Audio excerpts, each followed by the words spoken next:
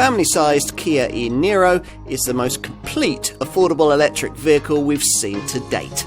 Key to its appeal is the kind of driving range you'd expect from a much larger full electric car, WLTP-rated at 282 miles. Plus it's practical, well equipped and easy to adapt to. There are certainly cheaper EV options in this sector, but we're not sure that there are any better ones. Like most EVs, this one spears away from rest with almost hot hatch-style urgency, though in this case Kia has engineered in a split second of delay between throttle application and power delivery to make the whole experience feel slightly more combustion-like and linear. 60 miles an hour from rest still only occupies a mere 7.5 seconds though, thanks to a 395 Nm torque figure generated by the 201 bhp electric motor, every bit of which is delivered to you right from the get-go rather than building as it would with a fossil-fueled power plant. It's all mated to a larger capacity battery pack than you'd normally find in an affordable family EV, a 64 kilowatt-hour unit that delivers an impressive WLTP-rated driving range of 282 miles that sets a new standard amongst affordable EVs. Conserving that driving range requires careful management of the energy regenerative process that kicks in when you come off the throttle. Like some other EVs, this one provides you with paddle shifters behind the steering wheel that allow you to either intensify or reduce the regenerative braking feel. Alternatively, there's an auto setting that constantly calculates the optimum level of braking regeneration based on the positioning of vehicles ahead. There's also a virtual engine sound system for creating artificial noise to warn those on the pavement of your approach in urban areas. On the open road, this car struggles a little bit with weight. It's nearly half a tonne heavier than an equivalently sized combustion engine family hatch, but the even distribution of the battery pack across the floor plan helps with handling, and a more advanced independent rear suspension setup has allowed the engineers to deliver a decent quality of ride. As usual with an EV, you get plenty of cabin screen options to allow you to plan your route around your available remaining charge. When it's depleted, you'll be able to recharge your e-Niro to 80% of capacity in just 75 minutes if you can find a 50 kilowatt DC CCS charging point. Most of the time though, you'll be charging this Kia overnight using a 7.2 kilowatt EV supply wall box. You'll have to pay a little extra to get installed in your garage. You can revive the cells from empty in this way in around 9.5 hours, which would use around £9 worth of electricity at current rates. If when you're out and about you're fortunate enough to find a 50 kilowatt DC fast charger, you'll be able to recharge the car from empty to 80% of capacity in just an hour and a quarter. In Kia range terms, the Niro's 4.37 metre length positions it somewhere between a Focus-sized Seed family hatch and a Qashqai-style mid-sized Sportage SUV. The car is nominally an SUV. In this case, Kia prefers the term crossover, hence the chunky stance, the integrated roof rails and muscular wheel arches that house large 17-inch diamond-cut two-tone aluminium rims. Conventional-looking EVs are often compromised in their basic design by the need, in other forms, to accommodate a bulky combustion engine. But all Niro variants feature electrification to some extent, and the priority with this one was to incorporate its bulky battery pack in a way that had as little impact as possible on cabin space. Have the designers managed that?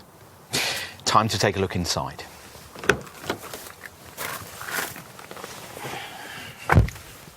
At the wheel, key change lies with the installation of this rotary gear selector dial for the single-speed auto gearbox. This frees up this useful extra lidded storage space between heated, powered and leather upholstered front seats that have been redesigned to save space and weight. More subtle differences can be found incorporated into this 8-inch centre dash infotainment touchscreen, which allows you to locate nearby charging points and set departure times to preheat and pre-cool the cabin. This display also has all the usual connectivity and entertainment features too, of course. So there's navigation, voice control, Apple CarPlay or Android Auto smartphone mirroring, Bluetooth and an 8-speaker 320-watt JBL premium sound system with a DAB tuner. Plus, you get the full suite of Kia connected services. Most other key functions are covered off by the instrument display. You view through the leather-stitched 3-spoke steering wheel. This cluster incorporating a mixture of circular LED dials and a central 7-inch LCD screen.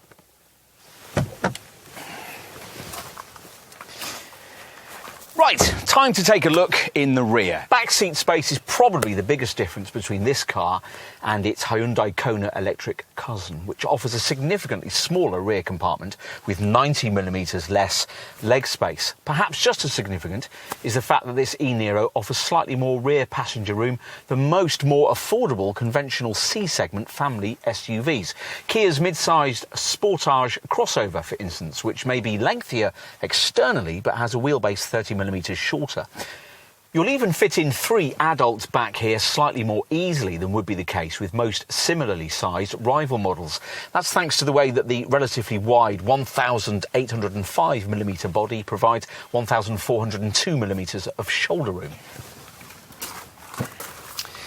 We'll finish with a look at the boot. Swing up the large tailgate and you'll find a very generously proportioned boot that's usefully square in shape and 451 litres in size, which is 69 litres more than you get on the self-charging hybrid variant and a massive 127 litres more than is offered by the PHEV Niro model. That's better than you get from most family hatchbacks and pretty close to the luggage capacity you'd enjoy with a conventionally engined family SUV. Let's make this as clear as it can possibly be. On paper, the e-Niro makes more sense than any other compact, family-sized electric car. The only 2 models that can match this contender's driving range, Hyundai's Kona Electric and Kia's Soul EV, need the same powertrain to do so, but package it in a much smaller body shell that isn't really family-sized. The e-Niro isn't huge inside either, but it'll be big enough for most buyers. Otherwise, the problems here are those that afflict all EVs. A restricted public charging infrastructure, the need for off-street parking, and of course, an ultimate restriction in driving range. The latter issue used to be the killer problem for most would-be EV buyers. Being able, in this one, to say drive from London to Sunderland without a stop should make a big difference here. But of course, electric vehicle ownership is all about suitability for frequent shorter trips. And in this regard too, an e-Niro is difficult to better.